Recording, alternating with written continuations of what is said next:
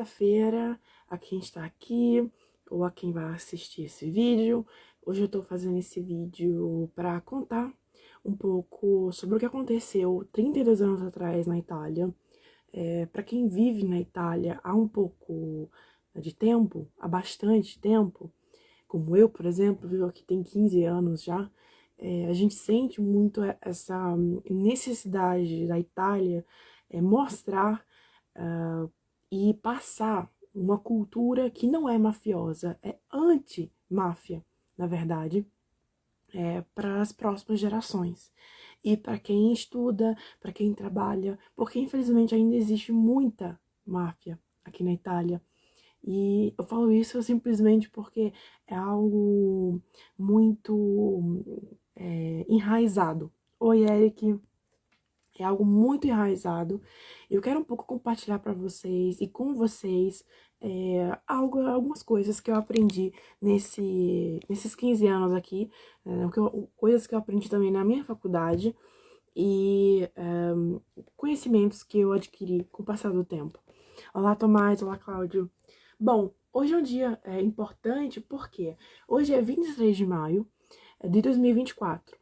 E nesse mesmo dia, na verdade, alguns minutos atrás, exatos, às 5h58, 23 de maio de 1992, acontecia uma coisa muito grave. Oi, Renata. O que aconteceu? 32 anos atrás, em 1992, acontecia o que a gente chama de Strage di Via Capaci. O que é a Strage di Via Capaci? Aliás, a Strage di Capaci, não de Via Capaci, a Strage di Capaci. Capaci, eu vou mostrar pra vocês, é uma cidade que fica próxima a Palermo. Palermo, pra quem não sabe, é o capoluogo, então é a capital da região Sicília. Vou mostrar pra vocês aqui Capaci, onde fica. Fica na ponta, na verdade, da Sicília. Vou mostrar aqui. Tem como eu mostrar? Tem. Ó. Bom, essa aqui é a Sicília. E Capaci é bem aqui, como vocês podem ver, fica bem aqui, muito, muito próximo a Palermo. A Sicília, para quem não sabe, é uma ilha que faz parte da Itália. Essa aqui é a Itália, essa aqui é a Sardenha, e essa aqui é a Sicília. Por que eu estou falando sobre Capaci? Porque foi bem aqui, Capaci, um lugar que é maravilhoso, tá? Porque a Sicília é muito bonita. Aconteceu algo extremamente grave nessa cidade aqui. O que foi que aconteceu? Vamos dar um passo para trás. Na Itália foi criado, mais ou menos nesse período, 91, 92, uma espécie de organização que vários juízes fizeram, várias procuradorias fizeram aqui na Itália para poder combater contra o fenômeno mafioso. O ideador disso, aliás, dois dos ideadores, de quem deu a ideia de criar isso, foram essas duas pessoas que eu vou mostrar aqui pra vocês. Foi primeiro essa pessoa aqui, esse senhor, ele se chamava Giovanni Falcone, e junto a esse senhor aqui, que era Paulo Borsellino. Pois então, em janeiro de 92, esses dois juízes conseguiram, mafiosos, sim, esses aqui não são mafiosos, tá? Eles são juízes. Esses dois juízes, eles conseguiram condenar muitos mafiosos da Sicília, deram 19 penas à vida, então assim, prisão à vida para 19 pessoas, e condenaram pessoas, os mafiosos, a mais de 2.000 anos de prisão. Qual foi, então, a reação da máfia? Eles fizeram essa strage, que na verdade é um massacre. Vou mostrar aqui foto para quem está assistindo. Strage di Via Capaci. Porque essa foi a reação da máfia. Essa foi a reação da máfia. Eles simplesmente colocaram 500, o que equivale a 500 quilos de TNT para explodir dois carros onde estavam tanto o Giovanni Falcone, que é esse senhor que eu mostrei para vocês antes, esse juiz aqui que estava investigando e condenando muitos mafiosos, a esposa dele, que também era juíza, e 3 policiais, junto com também um motorista judiciário, uma pessoa que é motorista e que só dirige, né, que é falecido, inclusive faleceu, que só dirige para quem é juiz. Eles morreram, só um sobreviveu, porque o Giovanni Falcone, ele estava dirigindo o carro dele, um carro marrom, e estava ao lado da esposa, que também era juíza, porque ela sofria de mal de carro, assim, ela sentia um pouco de ânsia de vômito quando ela estava no carro. E aí ele ficou ao lado dela e ele dirigiu. Normalmente quem dirige, como eu falei, é o motorista, mas nesse dia específico ele estava dirigindo. O que aconteceu? Vários mafiosos, falei máfia direto pra Itália, pois é. Pedro. Ótimo. Então, o que acontece? O que acontece? Os mafiosos, eles... Sto parlando in portoghese, non mi capirai, sto parlando di Giovanni Falcone, quindi sicuramente non mi capirai in portoghese, tesoro. Comunque. Eu estou falando aqui, pessoal, com o meu namorado, que não entende português, então ele não vai entender absolutamente nada. Mas ok, os mafiosos, eles se organizam durante meses para poder fazer esse atentado e fazer esse massacre, como eu falei, é o equivalente a 500 gramas de TNT, que para quem não sabe é uma substância muito, muito explosiva. E eles morrem basicamente... Já me quer tesoura. Ai, gente... sto cercando di essere seria comunque, ok. Enfim, 500 gramas de TNT e o que acontece? Como o Giovanni Falcone e a esposa estavam na parte da frente do carro, eles não conseguem se salvar. O motorista que ficou atrás, ele se salva. E foi um milagre, porque, nossa, 500 quilos de TNT é muita coisa. Vou mostrar aqui pra vocês fotos do que sobrou, na verdade, da rua, porque eles estavam basicamente na autoestrada que leva de Capaci até Palermo. E vou mostrar para vocês aqui o que aconteceu com a rua. Basicamente, a rua, ela simplesmente fica destruída, a rua completamente, como vocês podem ver. Tipo, o asfalto, assim, simplesmente explode e vai para cima. Tanto é que o primeiro carro, ele fica completamente destruído. O segundo, que é onde os juízes estavam, né, o Giovanni Falcone e a esposa estavam, eles batem de frente com o asfalto que tinha se levantado. Tanto é que eles não morrem imediatamente. O motorista que estava na parte de trás, ele sobrevive, como eu falei, um milagre, mas os dois juízes, Giovanni Falcone e Francesca Morvillo, eles não morrem imediatamente. Eles morrem só algumas horas depois. Esses aqui eram os 3 policiais que estavam no primeiro carro, e eles morrem imediatamente, assim, não teve nem como conseguir se salvar. Eles morrem de imediato, esses 3, infelizmente. Esse daqui, especificamente, a esposa dele depois fez um discurso sobre o que aconteceu, porque a Sicília, infelizmente, ela é muito conhecida como uma região muito, muito, muito mafiosa, e onde as pessoas mesmo... Ciao Mari, tutto bene, grazie, e tu? Onde as pessoas, elas são corrompidas pelos mafiosos. Na verdade, no final, foram 23 pessoas feridas. Como eu falei, 5 morreram, os 2 juízes e os 3 policiais, alguns feridos, e o motorista de trás, né, que estava atrás, ele fica um pouco ferido, mas ele sobrevive. Olhem isso aqui. Olhem isso daqui. Esse aqui foi o resultado. Olha isso aqui. Tudo em cima do carro. Isso aqui acabou com o carro. Obviamente não tem vidro aqui na frente. Vocês podem imaginar, né? Esses aqui foram os mandantes. Na verdade, os mandantes, se vocês forem ver, são muitos os mandantes.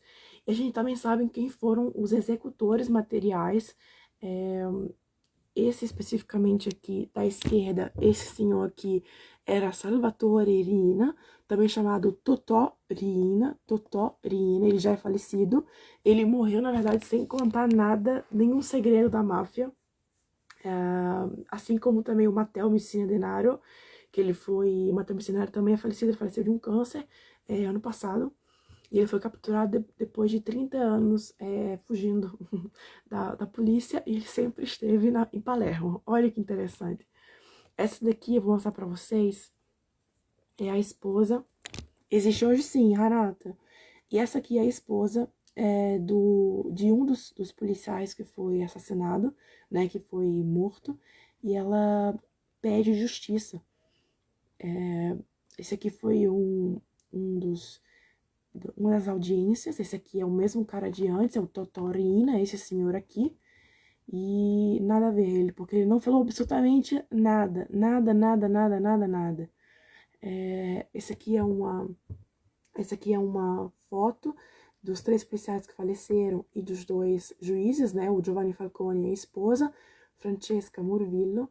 E aqui, onde a gente tá vendo aqui no Máfia, era onde estavam os 2 mafiosos que basicamente acionaram um botão que estava conectado ao TNT, que estava próximo do carro, porque o carro estava passando, os 2 carros do juiz e da escolta estavam passando na autoestrada, porque eles sabiam, os mafiosos sabiam que eles iriam passar dali, né, por aquela parte, então conectaram esse TNT e fizeram explodir a distância.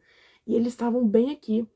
Para vocês terem noção, tinham árvores aqui, eles cortaram os galhos das árvores para poder verem melhor, passarem os juízes e os policiais, para vocês terem noção. Esse foi um massacre que a Itália sempre recorda, porque esse cara, infelizmente, ele faleceu, não devia ter falecido, mas faleceu porque é muito difícil hoje em dia conseguirem proteger aqueles que lutam contra a máfia. E respondendo a pergunta de Renata, Itália já é parada no tempo e com mafioso ninguém merece. Pois é, Cláudio, o que é que a gente faz? O que é que a gente faz? A gente tá tentando, a gente tenta. A Sicília, como eu mostrei pra vocês antes, vou mostrar de novo pra quem não viu como é feita a Sicília. Ela é muito grande. Na verdade, a gente tem várias organizações mafiosas aqui na Sicília. Capaci, Palermo. Inclusive, Palermo é onde nasceu o atual presidente da República Italiana. É o Sergio Mattarella, que o irmão dele foi morto pela máfia. Então, vocês podem imaginar quão vitoriosa é o fato da eleição, né, do Sérgio Mattarella, pelo fato dele estar no poder e dele ser irmão do irmão dele, né, que foi assassinado pela máfia, porque na época era presidente da região Sicília, então governador da região Sicília. Eu mencionei mais cedo o Matteo Messina Denaro, inclusive eu já falei sobre ele aqui. Nesse perfil eu falei também sobre ele no meu canal do YouTube. O Matteo Messina Denaro, ele foi mandante desse massacre. Oi, Cris. Oi, Francisco. O Matteo Messina Denaro, que é esse senhor aqui, ele foi mandante desse massacre, como também de vários outros. Ele mandou o filho pequenininho de um mafioso que se arrependeu. Ele mandou os mafiosos sequestrarem e basicamente dissolveram a criança no ácido. Nunca encontraram nada, nada, nada da criança, assim, nada, absolutamente nada. E ele fez isso.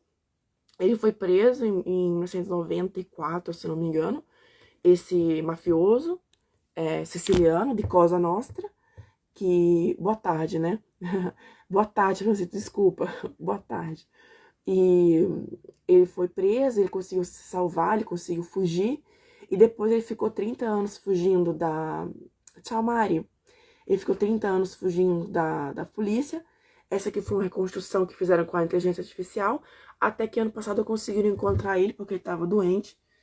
Mas, ciao Bianca, sto parlando della mafia, sto parlando della strage di Capaci, di Giovanni Falcone, di Matteo Messina Denaro. Então, Aldo Moro Cláudio foi diferente, porque o Cláudio Moro, ele foi raptado não pela máfia, e sim pela Brigate Rossa, que foi uma organização de esquerda, na verdade, é extremista. Como está aí, Bianca? Então, voltando, sto parlando in portoghese, quindi secondo me non mi capirai, però è solo per, insomma, ricordare un po' tutta questa cosa in Italia. E, enfim, ele foi preso recentemente, no ano passado, por acaso, quer dizer, por acaso não. Enfim, fizeram algumas investigações e tudo mais, é muito interessante isso também, quero falar sobre isso em outra live. E ele faleceu recentemente também, porque ele estava com um câncer muito agressivo, e ele morreu sem contar nada sobre a máfia, porque ele sempre disse que não ia contar nada. Porque assim, máfia é como se fosse uma grande família, então ninguém conta nada sobre ninguém. E quem se arrepende e começa a contar é perseguido, matam os parentes, matam a esposa, matam a esposa e tudo mais. Porque mafiosos não são só homens. Tem muitas mulheres também que são mafiosas. Grazie, sto bene tesoro, tutto bene. E por que eu tô contando sobre esse massacre? Porque é importante, o presidente da República falou sobre isso também hoje, e a gente precisa muito, muito, muito tentar passar adiante essa cultura antimafiosa. Infelizmente, ainda a máfia governa muito, muito, muito. Para vocês terem noção, eu vou contar uma coisa que aconteceu recentemente. Eu fiz uma aula numa faculdade de Direito, onde o procurador da República, então o promotor de justiça de Palermo, olhem só, de Palermo, então bem pertinho de onde aconteceu esse massacre. Obviamente esse cara, ele é escoltado. O promotor de justiça, ele fez uma aula pra gente, porque era uma aula sobre máfia e antimáfia. Tem um curso na minha faculdade de Direito que é máfia e antimáfia. E ele explicou que eles, né, com todas as investigações, eles tentam governar e tal, investigar muito, muito, muito. E para vocês terem noção, como tem muita gente sendo presa, porque tem muita gente todo dia que é presa, tá? Que faz parte de máfias e tudo mais, todas essas organizações, eles conseguiram sequestrar, confiscar, além de todos os terrenos, as casas que são super luxuosas dentro, vocês veem de fora, parece que é uma casa normal, e dentro tem até privada de ouro nas casas mafiosos, bunkers, assim, pro pessoal se esconder e tal. Eles conseguiram confiscar, se não me engano, 600 quilos de cocaína, ou de marihuana, uma coisa assim, que estava chegando através de um navio normal, nesse porto aqui que eu vou mostrar pra vocês, Porto Empedocle, que é isso daqui. Porto Empedocle é essa parte aqui da Sicília. Então, ó, Palermo é aqui, Porto Empedocle é aqui. Tava chegando uma nave com 600 quilos de marihuana. E para vocês terem noção, 600 quilos de marihuana, se fossem vendidos esses 600 quilos, iria dar, deixa eu ver aqui para vocês. Se 1 quilo de cocaína ou de marihuana são 80 mil euros, pensem vocês 600 quilos. Iria dar até 1 bilhão de euros. Olhem só, se não tivessem confiscado esse tesouro, né? Esse tanto de cocaína. Com certeza iria ser revendido, a máfia iria usar o dinheiro para comprar, para fazer empresas, para poder conseguir, como posso dizer, como é que se chama isso? Projetos de construção, imagina, e aí iriam ganhar dinheiro do governo, do Estado, não iriam investir para construir mesmo, iriam pegar o dinheiro para poder comprar mais o silêncio de outras pessoas, e assim vai. Então é assim que a máfia consegue comprar o silêncio das pessoas. O Matteo Messina Denaro, que eu mencionei para vocês, que eu vou falar sobre ele em outra live, ele conseguiu passar 30 anos sem ser pego pela polícia. Gente, 30 anos fugindo da polícia é muita coisa.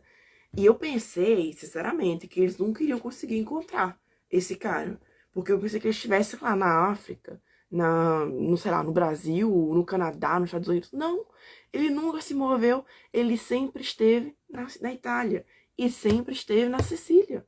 Olha quão confiante você pode ser e pode estar que você nunca vai ser pego. Se até mesmo você tira foto com o médico que fez cirurgia com você, como se você fosse uma celebridade. Com certeza, ele tinha pessoas que apoiavam ele, né? Toda uma rede, porque ele não tinha como sair da cidade, porque senão ele não poderia nem ser pego pela polícia, não tinha documento, porque ele era um procurado. Ele era o maior mafioso e o mais procurado da Itália. Tanto é que depois que ele foi pego, começaram a procurar. Mas, gente, como assim ele conseguiu tanto tempo assim sem conseguir ser pego, né? Tanto é que ele tinha aqui, eu vou mostrar pra vocês, ele tinha um documento com um nome falso. Quem foi que deu o nome pra ele? Né? Aí depois descobriram. Olha o tanto de gente que ele tinha aqui que ajudava ele. Todas as pessoas que ele comprou. 9 pessoas. Aí vamos dizer que a Itália ainda não é mafiosa? Ah, não. Ah, por favor, né? Contra outra. Não é possível. Por isso, é importante a gente não ver somente a parte italiana e da Itália, a parte boa. Ah, mas a Itália é muita comida, a Itália é muita beleza, paisagem, né? É sorvete, gelato, é pizza, é pasta. Não, a Itália não é só isso. A Itália também é um país que tenta combater contra a máfia, extremamente. Mas mesmo assim, tem muito italiano que é mafioso. Aqui, notícia de 3 horas atrás. O tesouro de Matteo Messina Denaro. Sequestrados até agora 250 milhões. Olha isso, gente. 250 milhões de euros. Vocês têm noção do que é isso? 250 milhões. E o cara já é morto. Tchau, Grazi! 250 milhões de euros. Entre empresas, títulos, imóveis. Como é que um mafioso tem imóvel no próprio nome? Não tem. Tem pessoas que emprestam o próprio nome para ele. Daí ele coloca os imóveis dele no nome desse pessoal. Mas, obviamente, não são essas pessoas que comandam, né? Que gerem tudo. Não. De jeito nenhum. É o mafioso. Tem uma coisa interessante que esse procurador que eu mencionei antes falou de como encontraram o Matteo Messina Denaro. Basicamente, eles colocaram uma espécie de microespia na casa da irmã dele, da Matteo Messina Denaro. E eles são infiltrados nas instituições públicas para descobrir seus inimigos e eliminá-los. Eles são infiltrados nas instituições públicas para conseguirem mais dinheiro, para poder utilizar o dinheiro, para poder tomar posse cada vez mais. Porque essas organizações mafiosas, elas não querem ir contra o Estado. Elas querem se substituir, entendeu, com o Estado. São organizações paraestatais. Eles querem, para você ter noção, eles têm várias milícias. São tantas pessoas que fazem parte que eles têm basicamente um próprio exército. Entende? E é por isso que tem pessoas que trabalham nessas áreas que têm escolta. E que mesmo assim não funciona. Esse do Giovanni Falcone é um exemplo, mas é um exemplo, tem vários. O outro, Paulo Borsellino, que ajudava o Falcone, esse outro aqui, ele faleceu 2 meses depois, sempre em outro massacre, sempre por causa de Cosa Nostra, que é essa máfia. Então é muito difícil, é muito difícil você se expor, entende? Porque a máfia, ela te protege muito, mas se você se virar contra ela, ela te massacra. E não somente você, ela massacra toda a sua família. Tem um filme muito interessante que se chama Il Traditore, seria o traidor em italiano, e fala sobre um mafioso que se chamava Tommaso Buscetta. Gente, esse é o nome, tá? Não fui eu que inventei.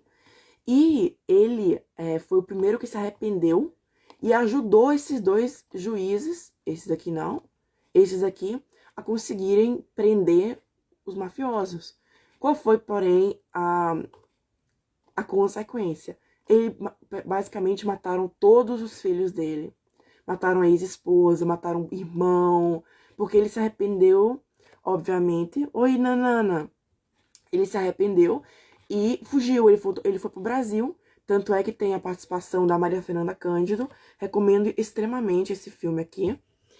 Mas é muito cru, né? Porque é isso que acontece.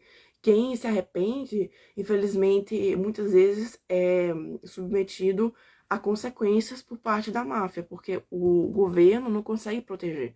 O governo não consegue nem proteger os próprios juízes, quem dirá o ex-mafioso. Entende? Então é muito difícil, é muito complicado. Quando você nasce numa família mafiosa, é difícil fugir, porque os pais, os tios, os avós já te colocam dentro. E você não pode, não vou fazer isso. É muito difícil. Eu não sei o que é passar por isso, eu só sei o que me falam e o que eu já ouvi, né? Voltando àquela história, os investigadores, para conseguirem capturar esse senhor aqui, depois de 30 anos, não foi por acaso. Eles colocaram uma microespia na casa da irmã desse cara, mas ela percebeu, e aí ela não falava tanto, né? Aí os investigadores perceberam que ela percebeu, e aí colocaram uma microespia, pensem, na perna de uma cadeira na casa dela.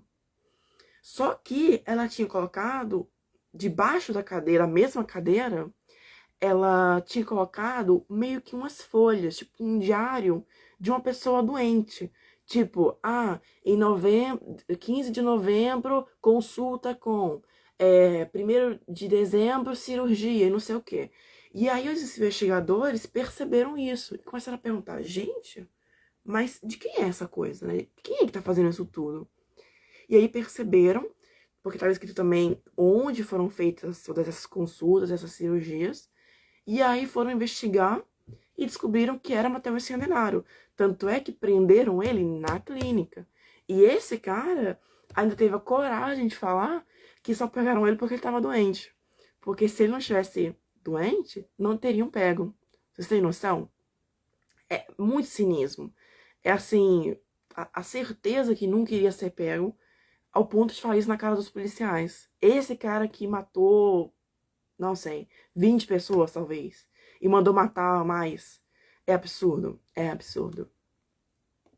Eu preciso interromper a live porque eu tenho aula agora, mas eu vou falar sobre isso também nos próximos meses. Em julho também tem a estrage do outro juiz que estava fazendo parte desse pool. Não, então, Renata, não é arriscado, porque isso é de conhecimento público. Imagina, quem sou eu? Eu tenho 1.800 seguidores, assim. Não é, e muito pelo contrário, seria mafioso eu não falar sobre, entende? Porque eu estaria me vendendo, entende? Eu preciso falar sobre isso, como os promotores de justiça têm que falar sobre isso, como o presidente da República tem que falar sobre isso. A gente tem que combater a máfia falando sobre como a máfia, o que a máfia faz de ruim, entende? Eu não posso viver nessa omissão, entende? Eu não posso, não devo. Não tenho medo de falar sobre isso, Rita, porque é conhecimento público, entende? Fica tranquilo, fiquem tranquilos. Tá tudo bem. E, ok? Vou ver se eu consigo postar alguma coisa hoje sobre isso, mas, ou senão eu posto artigos sobre, porque isso é algo importante, isso que aconteceu, e infelizmente a gente tem que tentar tirar isso. A máfia ela é tão antiga na Itália que ela é mais antiga que o país, que o reino da Itália. O reino da Itália, a Itália virou um único país em 1861. A máfia existe desde antes. Vocês estão entendendo? É pré-existente à Itália como um todo. É muito antiga. Por isso é tão difícil de matar, né? De extinguir. Ok? Agradeço a todo mundo que veio participar dessa live e vou deixar salva. Tchau, tchau. Um baixone.